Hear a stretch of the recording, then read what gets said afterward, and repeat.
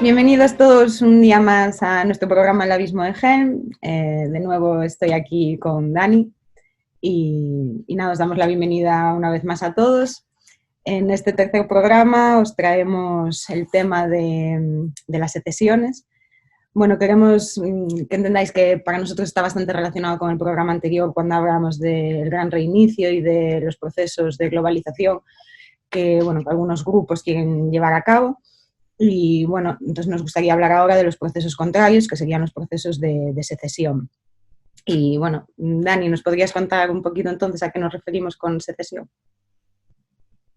Bueno, sí, básicamente procesos de secesión, sobre todo si estamos hablando en relación con la forma estatal, son aquellos procesos en los que una parte de un determinado Estado pues, intenta separarse de la soberanía del Estado en el que se encuentra. Entonces, de tal forma que organiza una comunidad política independiente para adoptar medidas que consideran que son más beneficiosas y para cortar la relación con la entidad política anterior. También se puede hablar, por otro lado, en términos de secesión en relación con otros tipos de organizaciones, como por ejemplo la Unión Europea, el proceso del Brexit, de la salida de Gran Bretaña de la Unión Europea, aunque no también un proceso de secesión en el sentido de que no estamos hablando de la creación de un Estado o de un Estado consolidado, pero es un proceso similar en el sentido de que una de las partes se desvincula de una organización política mayor que tenía también capacidad para adoptar determinadas medidas que es otro tipo de que esa otra unidad política consideraban que eran perjudiciales para sus intereses. Y pues esos tipos de secesión pueden estar también relacionados, en el sentido en el que también muchos países actuales, muchos estados actuales están inmersos en una cierta dinámica de creación de unidades políticas más amplias en relación con la creación de una gobernanza global en la que hay determinadas instituciones internacionales que adoptan medidas que afectan a muchos países. Exacto. Y bueno, en principio, desde la perspectiva paleolibertaria que nosotros defendemos, los procesos de secesión los podemos ver como algo más positivo que negativo, ¿no? Tendrían, desde nuestra perspectiva, más ventajas que inconvenientes. Sí, claro, el tema de la secesión es un tema bastante controvertido y que crea bastante polémica y sobre todo hay muchos liberales, por ejemplo, que en determinados lugares pues no les gusta lo de la idea de secesión. Sin embargo, desde el punto de vista libertario, para el libertario, la idea de secesión, nosotros, por ejemplo, somos bastante partidarios de los principios de secesión. También otras... por ejemplo, en Estados Unidos, el Instituto Mises es también muy partidario de la idea de secesión y pensadores como Hans Hermann Hoppe considera que es la mejor estrategia para intentar acercarse a un mundo libertario, un mundo en el que los estados tienen menos capacidad o menos poder. Y nosotros, por ejemplo, consideramos que tiene bastantes aspectos positivos y bastantes aspectos beneficiosos. En principio, por ejemplo, cuanto más los procesos de secesión favorecen la competencia institucional y la competencia fiscal. Cuanto más pequeños son los estados, tanto en términos de territorio como en términos de la capacidad de acción que tienen, más difícil es que puedan actuar de una forma predatoria o de una forma que impone medidas intervencionistas sobre su población, porque la población puede tanto votar con los pies, moviéndose geográficamente hacia otras áreas que tienen medidas más acertadas, como además podrían recibir, tendrían incentivos a no adoptar ese tipo de medidas al obtener menos ingresos fiscales, por ejemplo. Entonces, la competencia entre distintos tipos entre una multitud de comunidades políticas produce una tendencia a una reducción del intervencionismo de los gobiernos. Por otro lado, además, porque hay que tener en cuenta que podemos hablar en términos del tamaño del Estado en dos sentidos diferentes. Podemos hablar en en términos geográficos, es decir, cuánto es el territorio que domina un determinado Estado, pero también podemos hablar del tamaño del Estado en términos de la intervención que realiza sobre los ciudadanos, sobre la sociedad que gobierna. Y ambos tipos de tamaños son generalmente negativos. Por un lado, en el principio del tamaño en términos geográficos, una de las cosas que, por ejemplo, estudia Paul Kennedy, que es un historiador que tiene un libro muy interesante que se llama The Rise and Fall of the Great Powers, estudia cómo históricamente aquellas unidades políticas que tienden a sobreexpansionarse, como por ejemplo grandes imperios, tienden también a provocar su propia caída, porque al expandirse mucho tienden a tener problemas de control tanto de la población como de que sus medidas puedan tener éxito. Además, tienden también a provocar, como se expanden demasiado y tienen que tener un control, por ejemplo, militar sobre todo su territorio, tienden a consumir gran parte de los recursos económicos que se producen en su territorio, y entonces producen una decadencia, un declive económico. Entonces, se puede comprobar como la caída de muchos imperios a lo largo de la historia se produce por esto que Paul Kennedy llamó sobreexpansión. Pero esto es en lo que se refiere a términos de tamaño. Además, la idea de cuando tienes un tamaño muy amplio, hay muchas diferencias regionales o comunitarias o de tradiciones o de culturas o de religiones, y eso hace que las diferencias sean tan amplias que no se pueda ofrecer un gobierno sostenible debido a la tendencia natural que tienen los estados a homogeneizar las normas y a homogeneizar las reglas que van a regir para todos, para toda su población, porque tradicionalmente los estados tienden a efectuar procesos de homogenización y de racionalización cartesiana, es de que todo se mida por el mismo criterio. Por ejemplo, se homogenizan los pesos y medidas, las monedas, pero también se homogeniza, por ejemplo, la manera de llamarse la gente. Eso estudia muy bien James Scott, un libro que se llama Sing Like a State, para ver cómo el Estado necesita aparatos burocráticos que sean capaces de organizar a la población de tal forma que se facilite, por ejemplo, el cobro de impuestos. Y no solo el cobro de impuestos, sino también los censos para tener controlada la población. Entonces hay cosas como, por ejemplo, la manera en la que la gente se llama. Ahora tenemos, por ejemplo, nosotros tenemos 2 apellidos y con esos apellidos nos entendemos y se transmiten así de generación en generación, pero generalmente en comunidades tradicionales esos tipos de apellidos no son tan importantes. Por ejemplo, en Galicia era muy, muy tradicional que a una persona se refería como, por ejemplo, el hijo de a mí me llamaban o filho de Cachelo, por ejemplo, que primero implica que se me llama como a la familia a la que pertenezco, pero como por ejemplo en El Señor de los Anillos, cuando se llama Aragorn, hijo de Arathorn,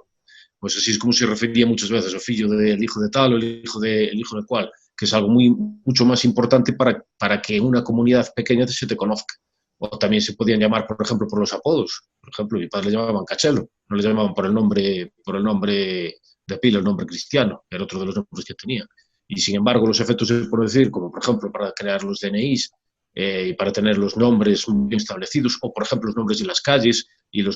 la diferenciación entre provincias. Esto está establecido, todo pensado de una forma burocrática para homogeneizar, controlar la población y ser más fácil el cobro de impuestos. Esto tiene por un lado el problema de que cuanto más grande es el Estado, más problemas y dificultades crea, pero por otro lado también porque tiende a destruir las comunidades intermedias y culturales y a dificultar las relaciones entre todos los ciudadanos. Otro de los problemas que tiene, esto sería en términos de gran tamaño, pero por ejemplo también en términos de las intervenciones o de las medidas y el alcance del poder del Estado, cuanto más crece, también más problemas causa, precisamente porque está interviniendo cada vez más en la sociedad y está necesitando más controlar más información, el uso de las estadísticas, las intervenciones económicas, etcétera, etcétera. Y esto, por un lado, en democracias provoca que cada vez haya un mayor desconocimiento político entre los ciudadanos, porque es prácticamente imposible que ningún ciudadano tenga conocimiento muy extenso sobre cuáles son las medidas que sus gobiernos están realizando. Hay un autor que se llama Artur Lupia, que tiene un libro, el libro se titula Uninformed, y Artur Lupia dice que hay dos tipos de ciudadanos en las democracias modernas. En primer lugar están aquellos que saben, que desconocen prácticamente todo sobre las acciones y actividades realizadas por su gobierno, y el otro grupo de ciudadanos son aquellos que se engañan a sí mismos y que creen que saben más de lo que saben. Porque solo hay que comprobar el número, la legislación y todas las leyes realizadas anualmente por cada gobierno con todos los departamentos ministeriales y con todas las atribuciones que tienen para saber que es prácticamente imposible conocer ni siquiera una parte minúscula de toda esa legislación. Esto no solo provoca que haya grupos de interés que, al concentrarse en aspectos concretos de la legislación y aprovechándose de la ignorancia general del público, puedan influir para obtener ventajas selectivas en legislación muy concreta, sino que además también provoca que los ciudadanos acaben votando de una forma más bien desinformada, porque es como lo que explica, por ejemplo, Brian Kaplan cuando habla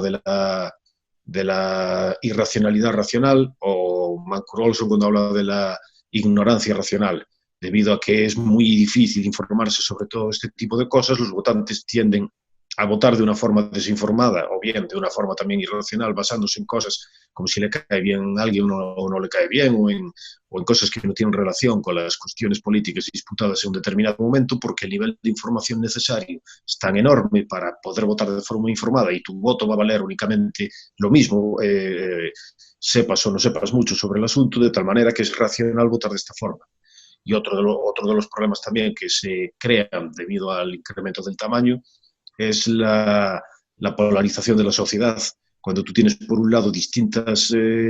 tradiciones o distintas ideas o valores morales contradictorios, y teniendo en cuenta que las decisiones que adopta un gobierno van a ser únicas y se van a establecer de forma global para toda la población, tiende a producirse una polarización de tal forma que mucha gente adopta un punto de vista hostil hacia aquellos que tienen otros puntos de vista diferentes. Es decir, en comunidades muy grandes se tiende a promover la visión de la política que tenían, por ejemplo, autores como Carl Schmitt, que consideraba que la esencia de la política era la diferencia entre amigo y enemigo.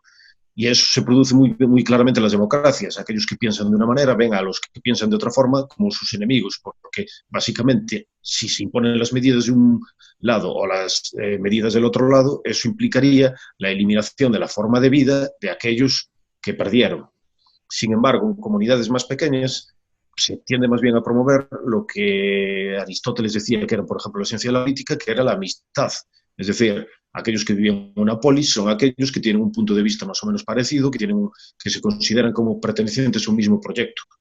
Entonces, en comunidades más pequeñas, en municipios, por ejemplo, o en ciudades de un tamaño relativamente pequeño, es más fácil tener un punto de vista basado en la política como amistad que no en la visión como amigo-enemigo, porque puedes conocer a las personas o puedes saber mucho más sobre los asuntos porque no se está influyendo tanto, no es tan amplio el rango de actividades realizadas y tienes una relación mucho más directa. Por eso la idea de comunidades más pequeñas, y eso puede ser promovido a través de la secesión, tiende a producir fenómenos beneficiosos y efectos beneficiosos en general y a largo plazo, y por eso generalmente nosotros estamos de acuerdo. Pues muchas gracias por esta estupenda introducción acerca de la secesión, Dani. Pero bueno, no hablamos de ello simplemente porque nos parezca atractiva o nos guste, ¿no? Sino porque últimamente viene bastante a cuento, está de actualidad el tema, un poco en Estados Unidos. debido a las elecciones que están siendo un poco moviditas y que aún no ha acabado, digamos, todos los procesos judiciales abiertos y demás. Y entre estos procesos judiciales, hace una semana o 10 días se abrió uno que presentó el estado de Texas, ¿no?, en la Corte Suprema contra algunos de los estados que están en disputa, de los swing states en este caso, que seguían Pensilvania, Georgia, Michigan y Wisconsin, creo que fueron esos 4 a los que demandaba Texas a través de la Corte Suprema. Y bueno, los demandaba por haber violado las leyes constitucionales, ¿no? Creando leyes electorales que iban en contra de la Constitución y, por tanto, de las leyes federales que deben cumplir todos los estados. Y decían que esto los afectaba directamente, ya que ellos sí habían cumplido con esas leyes y hacía que, bueno, que el voto no fuera igualmente válido en unos sitios que en otros. Y pasaron unos días y la Corte Suprema rechaza este caso, ¿no?, de una manera muy rápida y muy simplista, en 4 o 5 líneas, decide que no debe hacerse cargo del caso. Y a partir de aquí, pues un chairman de Texas envía un comunicado mostrando su descontento, en el que también insinúa o deja caer que igual, debido a esta situación, los estados que sí están dispuestos a cumplir la Constitución deberían crear una unión entre ellos, ¿no? Y bueno, entonces empieza a hacerse un poco de ruido el tema de la secesión. Incluso, hablando de ello, periodistas bastante conocidos, como es el caso de Rush Limbaugh, que además no es un personaje especialmente conocido por sentirse atraído por este tipo de ideas, ¿no? Es muy americano y le gusta mucho la patria americana, y aún así llegó a insinuar, o dijo abiertamente, que debido a las fricciones o al nivel de conflicto que había en el país, bueno, que igual la única solución al final iba a ser la secesión. Y a partir de aquí, pues este tema está siendo bastante debatido en unos y otros programas conservadores, o se está haciendo bastante eco de él, ¿no? Cuéntame un poquito más. Bueno, en primer lugar, en relación con la demanda que presentó Texas, que luego se le unieron bastantes estados, creo que llegaron a ser más de 20, pues, y que era, como resumiste tú, básicamente decían que las leyes electorales que se adoptaron en otros estados resultaban inconstitucionales porque no se habían modificado siguiendo los procedimientos necesarios y no había sido los legislativos estatales los que se habían encargado de adoptar esas medidas, sino que o bien se había hecho de forma judicial o bien no se habían modificado las constituciones estatales tal como era necesario hacer, pues la Corte Suprema, sin embargo, dijo que no podían aceptar el caso debido a que Texas se estaba interfiriendo, se estaba metiendo en asuntos internos de otros estados. Y entonces que no podía actuar, puesto que Texas no tenía no sufría un daño directo debido a que estaba metiéndose en cuestiones internas de estados diferentes. Esto en parte tiene sentido, pues que la Constitución americana reconoce que la capacidad de los estados para organizar las elecciones y otros aspectos diferentes de forma independiente. Sin embargo, no se acabó todavía porque la campaña de Trump presentó demandas también utilizando los mismos argumentos que se utilizaron en el caso de esta demanda de Texas, pero de una forma en la que no se puede aplicar el mismo argumento utilizado por la Corte Suprema, puesto que en este caso ya no es una cuestión relativa a interferencias o relaciones entre estados, sino que hay una parte directamente afectada, que en este caso sería el presidente de los Estados Unidos, en el que dice que también se incumplió la Constitución de los Estados Unidos. Entonces, probablemente tendrá, en este caso, a lo mejor, no se sabe muy bien, pero a lo mejor tienen que aceptarlo y ver a ver cuál es la solución que le dan a esta cuestión. De todas maneras, no está todavía, a pesar de lo que se diga por ahí, todavía no está resuelta las elecciones, puesto que los estados 6 estados, me parece,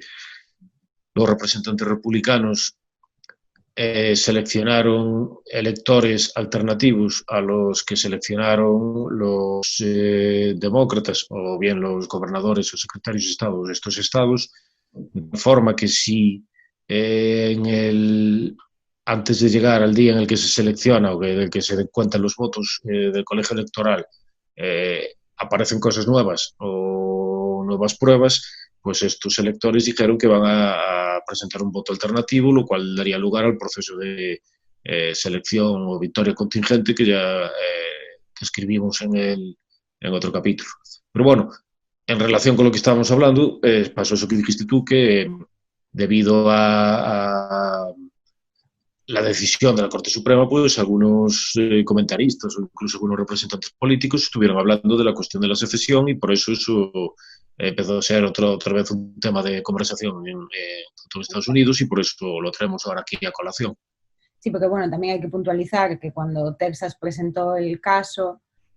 muchos especialistas consideraban que era un caso fuerte y que la Corte Suprema sí tenía argumentos suficientes como para atenderlo, ¿no?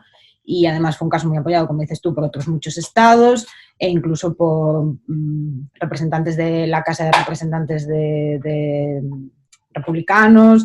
Fue mucha la gente que se introdujo, como creo que se llaman amicus briefing o algo así, apoyando la demanda de Texas. También es cierto que por el otro lado otros estados demócratas apoyaron la causa de los estados demandados, ¿no? Pero bueno, que se le veía un caso con posibilidades y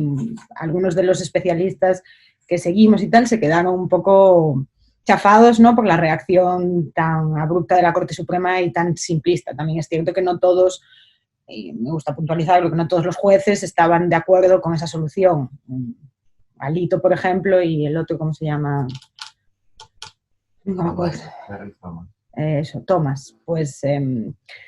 estaban a favor de llevar el caso, o sea, de atender el caso. No fue una decisión unánime. Pero bueno, el caso es que no es simplemente ahora, ¿no? Esto es porque ha saltado en este momento, por lo que el tema está comentándose esta semana o la semana pasada también, sino que esto viene de antes. Es decir, la secesión en Estados Unidos o los movimientos secesionistas en Estados Unidos no surgen ahora con esto, sino que muchos, como incluso en California o eso que le llaman el Great Idaho, pues vienen de antes. Y esto es lo que nos concierne a nosotros, ¿no? Cuéntame un poquito más, Dani, en el contexto general de Estados Unidos, al margen ya de este momento de las elecciones o de estos pequeños conflictos que ha habido ahora. Bueno, el tema de la secesión es un tema polémico, en principio poco popular en Estados Unidos, precisamente debido a la cuestión de la guerra civil, que en 1861 rompió el país en dos y provocó un gran número de muertos, entre 500.000 y 750.000, dependiendo de las fuentes, y que también provocó que después, una vez ganó el norte en el 65, la Corte Suprema declaró que la secesión era inconstitucional y que Estados Unidos era una unión indivisible. Sin embargo, este no era el punto de vista tradicional en Estados Unidos. De hecho, como reconocen muchos juristas o teóricos políticos, Estados Unidos originó precisamente a través de un proceso de secesión mediante la independencia de la corona británica. Y también hay muchos que afirman que los padres de la Constitución o los individuos como Jefferson, por ejemplo, reconocía explícitamente que la unión no era eterna y que podría un Estado, si consideraba que la unión era negativa para sus intereses en un determinado momento, pues que se podría separar perfectamente. Y había pensadores como, por ejemplo, John Calhoun, que creía que la Unión de Estados Unidos era un pacto entre estados que era revertible o reversible con el tiempo. Si en algún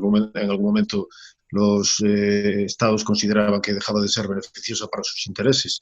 Y entonces estas ideas, debido a la polarización, también a la intervención del Estado de la sociedad y a la separación cada vez más visible entre la mentalidad política de las costas y del interior, y no solo entre las costas y el interior, sino también a los estados del sur, por ejemplo, que tienen una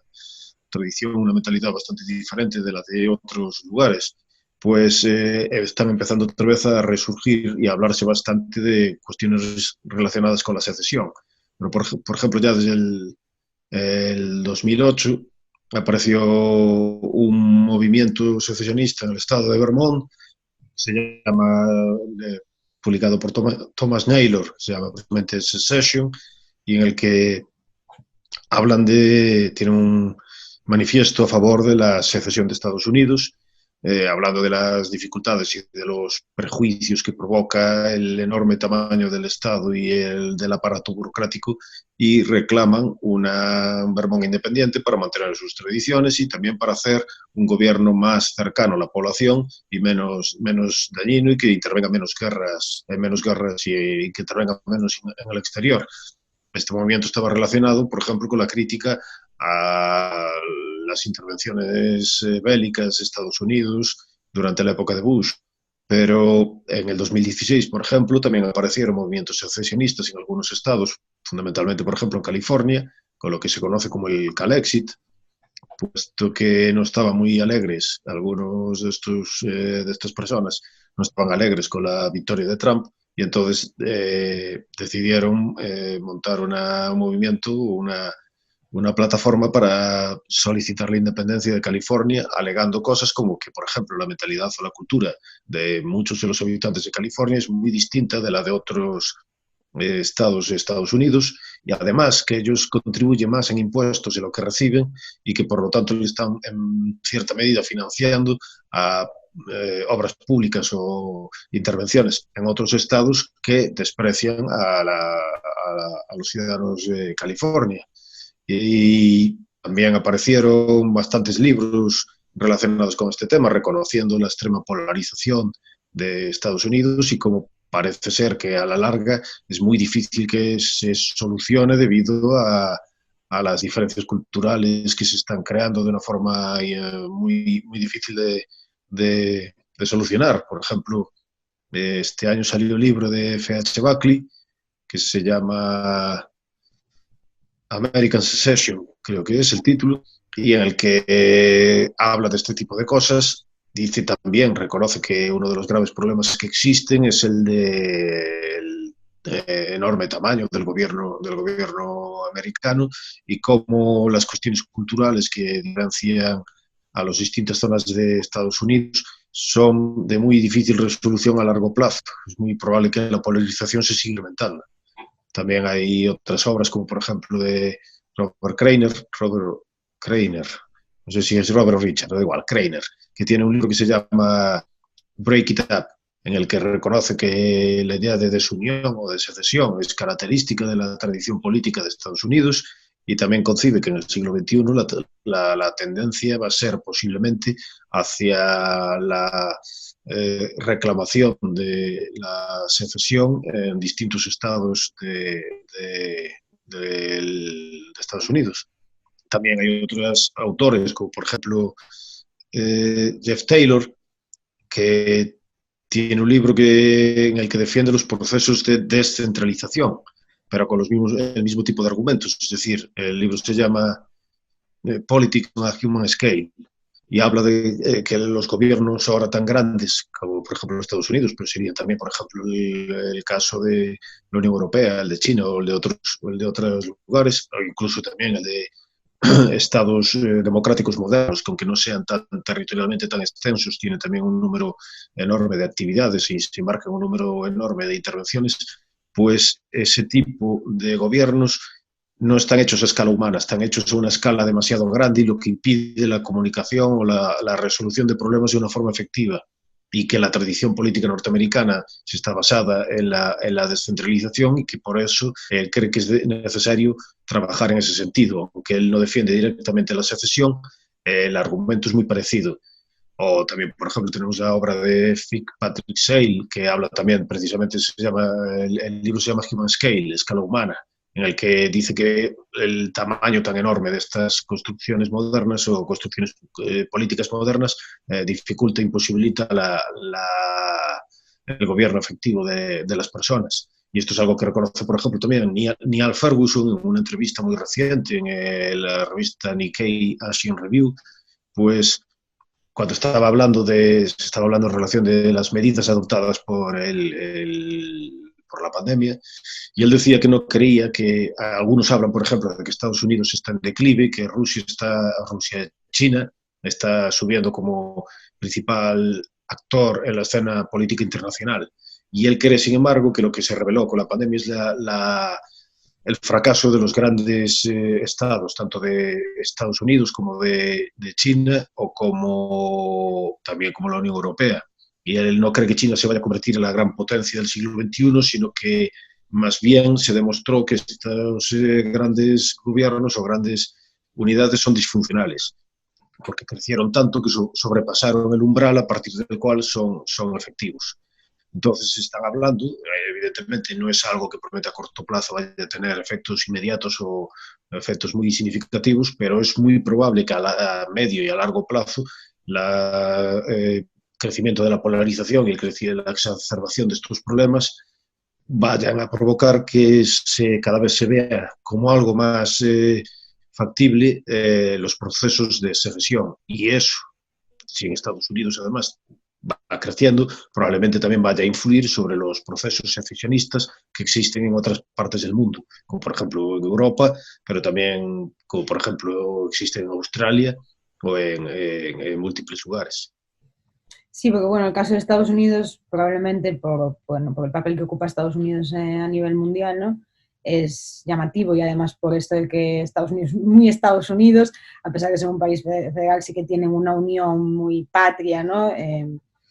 ese aspecto. Llama la atención, o a mí me llamó bastante la atención cuando vi este tipo de, bueno, de ya, digamos, declaraciones por parte de personajes que tienen un cargo político, tal, así como insinuando, dejando caer que la secesión o una unión diferente sería un buen camino, pero no es el único caso que hay. Bueno, aquí en España de sobras llevamos mucho tiempo con distintos movimientos secesionistas, más ruido han hecho siempre vascos y catalanes, pero no significa que no los haya en otros sitios como en Galicia o incluso, bueno, en Baleares también hay mucha gente que no le importaría secesionarse, en los payeses y por allí, o también conocemos unos cuantos canarios que no les importaría. Quiero decir que al final sí que hay movimientos, aunque políticamente más ruido o los que han causado fricción son el movimiento vasco y el movimiento catalán de distintas maneras, pero sí, y después a nivel internacional pues está el caso de Escocia, también lo que decías tú, Australia, ¿no? Que es bastante llamativo también, que ponemos por aquí algo de información para quien interese que pueda mirar un poquito más, o en Canadá también se da algo similar. Así que bueno, parece que no es una dinámica exclusiva de un sitio. También hablabas tú al principio del vídeo del Brexit y bueno, de los problemas que está afrontando la Unión Europea, ¿no? Que cuanto más, bueno, parece que crecía y al final ha supuesto que uno de sus miembros más importantes se acabe marchando y no sabemos qué puede pasar a partir de aquí.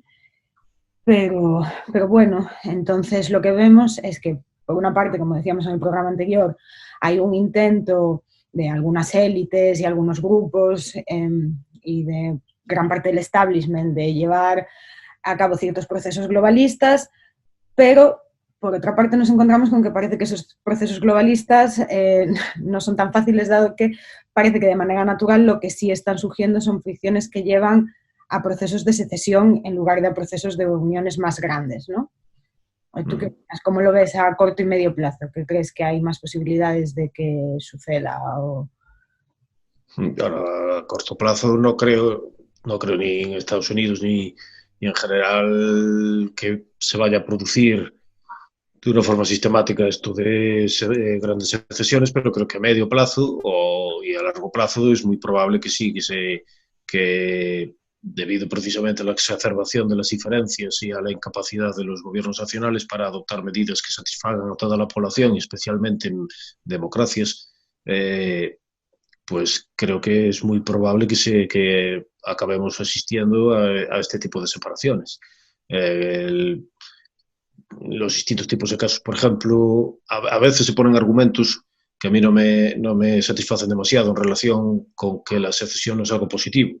Por ejemplo, en el caso, muchas veces se dice si los procesos secesionistas son llevados más bien por partidos de izquierdas o tienen una influencia de partidos de izquierdas, se suele decir que la secesión sería negativa porque para la población afectada, por ejemplo, se adoptarían medidas muy terribles o a lo mejor podrían tener consecuencias muy perjudiciales. Eso es lo que se dice, por ejemplo, en relación con el caso de Cataluña. En el caso de Cataluña, por ejemplo, muchos liberales españoles están en contra porque dicen de eso, que no tendría consecuencias positivas. A mí eso no me convence demasiado en principio porque no solo hay que ver las consecuencias que tendría para los que viven en Cataluña, sino también las consecuencias para el resto. Y las consecuencias para el resto sería que tendrías menos influencia de partidos políticos, por ejemplo, izquierdistas, entonces, o de izquierdas. Por ejemplo,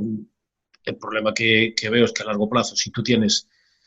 o bien tienes dos procesos de secesión, o bien tienes a estos movimientos políticos que van a tener una gran influencia en las políticas gubernamentales en las próximas décadas, o como llevan teniendo durante mucho tiempo. Entonces, como tienen ahora, de hecho, Pablo Iglesias, por ejemplo, en el gobierno de España, está diciendo que está contento porque encontró, o cree haber encontrado, una confluencia de distintos partidos que le permita gobernar durante bastante tiempo, gracias al apoyo, por ejemplo, del PNV, de Esquerra Republicana de Cataluña o de Bildu. Entonces, por un lado, el problema que hay es si constitucionalmente se supone que la secesión de Cataluña no es posible, o de cualquier otra comunidad no es posible, eso está muy bien, pero constitucionalmente es también muy poco probable que vaya a haber cambios grandes en la configuración del sistema electoral o de la forma territorial del Estado, lo cual quiere decir que entonces vamos a tener a los partidos nacionalistas influyendo de una forma muy sistemática, muy importante en los gobiernos nacionales, lo cual quiere decir que vamos a tener estas tensiones durante mucho tiempo. Lo cual a mí me parece, por un lado, eso que va a ser característico de los próximos años, que ese tipo de problemas no se van a resolver de forma interna. Pero en relación con lo que estamos hablando, de que puede tener consecuencias muy negativas, yo no lo veo probable, en el caso de una hipotética secesión, no lo veo probable que tuviese consecuencias muy negativas porque, primero, porque es mucho más fácil, imaginemos, no es lógicamente imposible, es decir, en un país pequeño pueden también adoptarse medidas muy terribles o muy traumáticas o muy perjudiciales. Podemos ver, por ejemplo, cuando pasó en Münster, con la revolución esta anabaptista que describe, por ejemplo, Murray Rothbard en la historia del pensamiento político. Era una ciudad y se adoptaron medidas terribles y totalitarias, etcétera, etcétera. Sin embargo, es una tendencia más difícil que se dé en países pequeños o en lugares pequeños que en lugares grandes. Es decir, es más fácil escapar de Cataluña, por ejemplo, que escapar de un lugar más grande, por ejemplo, si fuese la Unión Soviética. Y además también hay que tener en cuenta la influencia de las otras instituciones internacionales o otros países o que tú quieres comerciar con otros lugares. Entonces yo no veo que sea probable que a largo plazo o que hubiese esas consecuencias, que se estableciese un sistema político de forma tipo totalitario en Cataluña a pesar de la secesión. Lo que no quiere decir que no pudiese tener consecuencias negativas, pero si eso es así, eso se puede establecer como un criterio para estar en contra de la secesión, también entonces habría que decir que el hecho de que ahora mismo esté gobernando una coalición de partidos izquierdistas y apoyados por partidos nacionalistas o partidos también de determinados partidos de tendencias de izquierdas, eso querría decir entonces que justifica la secesión de allí de otros lugares donde no gustan las medidas izquierdas. En cualquier caso, yo creo que esos argumentos no son generalmente muy útiles. Normalmente lo que se habla es de argumentos constitucionales, pero constitucionalmente no se va a resolver tampoco. Yo creo personalmente que no se va a resolver. Por lo tanto, preveo que a corto plazo y a medio plazo va a haber ese tipo de problemas y que probablemente sí en otros lugares o en términos generales los movimientos secesionistas acaban teniendo lugar, pues van a influir sobre otros lugares. Por ejemplo, hay un autor que se llama Sean Gabb, que tiene un libro que se llama, eh, bueno, no me acuerdo ahora cómo se llama, es Radical Cab, Case for Reaction, que está prologado por Hans Hermann Hoppe, precisamente, y el tío este autor es culturalmente muy conservador y le gusta mucho Inglaterra y las tradiciones culturales británicas, y sin embargo está a favor de la secesión de Escocia, porque dice que, entre otras cosas, precisamente, muchas de la élite política escocesa pues tiene ideas izquierdistas y eso provoca determinados efectos negativos, y él prefiere que se separen para tener produzca menos efectos negativos en el sistema político británico. O sea que yo creo que desde un punto de vista libertario es bastante aceptable la idea de la secesión, precisamente por estas cosas, porque evitas que haya conflictos continuos entre distintos tipos de ideas. Y luego otros casos, como por ejemplo en Australia Occidental, que estuvimos hablando, que en 1930 en Australia se realizó un referéndum para conseguir la independencia, que fue aprobado por casi el 70% de la población, que luego después no se llevó a cabo porque Australia Occidental no quería separarse quería seguir perteneciendo a la corona al Imperio Británico. Entonces presentaron su caso ante el Parlamento Británico, y el Parlamento Británico decidió que no podía interferir sin el concurso del gobierno de Australia en su conjunto, del Estado Federal Australiano. Pero las tendencias secesionistas siguen existiendo y sigue habiendo una gran parte de la población que en esta zona de Australia considera que el gobierno federal pues adopta demasiados poderes y tiene demasiadas influencia y que no le resulta beneficioso. Lo mismo pasa, por ejemplo, en el caso de Quebec, en Canadá y en otros casos. Y por eso yo creo que a corto y medio plazo, a corto plazo probablemente todavía no haya un cambio significativo, pero a medio plazo vamos a asistir a una exacerbación de este tipo de problemas y probablemente pueda haber algunos casos de secesión que tendrán influencia en el desarrollo de los acontecimientos. Pues sí, parece que pinta más o menos así. Y bueno, con esto, sin más, acabamos este tercer programa del Abismo de Hell. Os damos las gracias a todos por seguirnos, por atender a todo lo que os contamos. Y nada, si os ha gustado el vídeo, darle a me gusta, que todas esas cosas nos ayudan mucho. Y podéis comentarnos también qué temas os gustaría que hablásemos en próximos programas. Y nada más, muchas gracias y hasta la próxima semana.